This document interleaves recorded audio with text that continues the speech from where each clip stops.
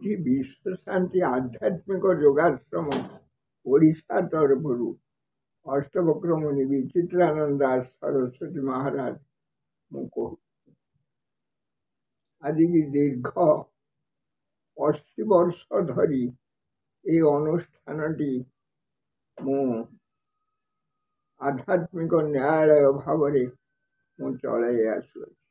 ये हूँ विश्व गुरुंकर आध्यात्मिक न्यायालय जगन्नाथ साहित्य संस्कृति सुरक्षा पाई मो वर्तमान आम ओडिशा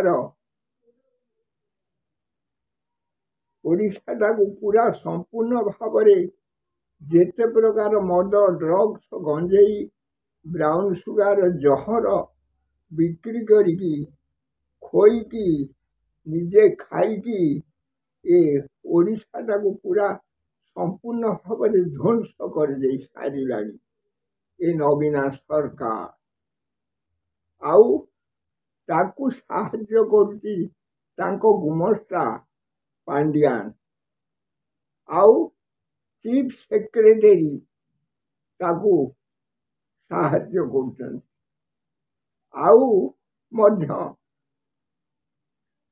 ए ओडिशारू जेतक कांग्रेस रे टाउटर सबू मंत्री नेता पर्यंते सबू से कांग्रेस रे जाई से पांडियान पाखरे से नवीना पाखरे से चीफ सेक्रेटरी पाखरे गुमस्तागिरी करिवारे लागी पड़ी। आज से आम ओडिशा पूरा मुह टेकी पारुनी अधपतन को गति कलानी।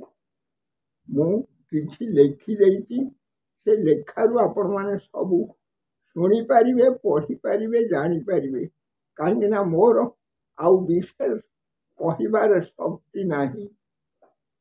मोर बहुत बयस हो गला परे मु विषुदे मते विषुदे मोर भत्ता मोर ये बयस रे भारत सरकार देइथिबा जो 5 लाख टंकार कार्ड खंडे गरीब लोक को दिया ताही भी विषय मते देना। ये ओडिशा अकर्मण्य सरकार ये मो ठारू मु तो भिन्नक्षम मु जने स्वाधीनता संग्रामी वरिष्ठ नागरिक और जने समाजसेवी मु जने लेखक विषय जने वक्ता मते माने आज पर्यंत मु गोटे लोक आज बसी रही आउ जाई आसी पारु नहीं तेबे विषुदे मु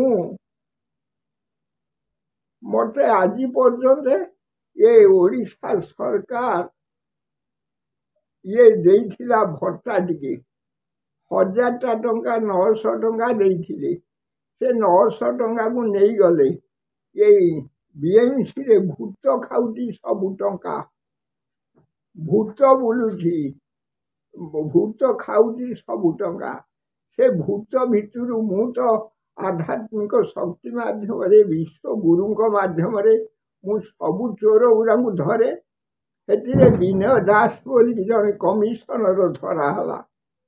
अरे तापर गोटे स्टेप नियो ताकू प्रमोशन करके ऊपर को छाड़दे कल सेक्रेटेरिएट को जाइछन्ति बाबू।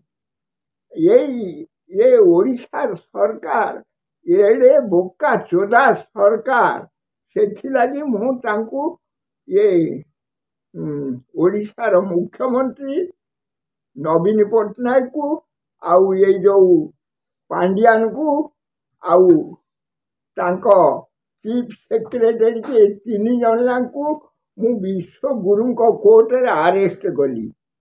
आर विचार करिवे भारत सरकार आउ भारत सरकार सत्य युगर supreme court justice DY Chandrachud आउ मध्य यही ओडिशार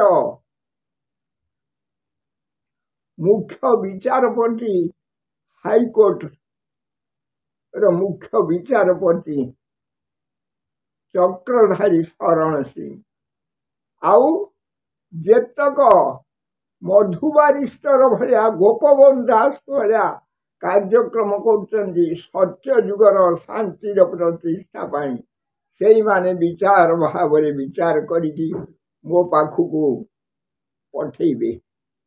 ମୁଁ ସେତିକି ଆପଣଙ୍କ ପାଖରେ ମୁଁ ଇଏ କରୁଛି। ମୋର ଯାହା କ୍ଷୟକ୍ଷତି କରିଦେଇଛନ୍ତି ମୋତେ ସେ ସାହାଯ୍ୟ କରିବା ଦରକାର ନାହିଁ। ଭାରତ ସରକାର ଯାହା ଦେଲା ଓଡ଼ିଶା ସରକାର ସବୁ ଧ୍ୱଂସ କଲା। ଇଏ ସବୁ କୋଟି କୋଟି ଟଙ୍କା ଯାହାକି ଇଏ ମେସିନ୍ ଗଣି ପାରିବ ନାହିଁ।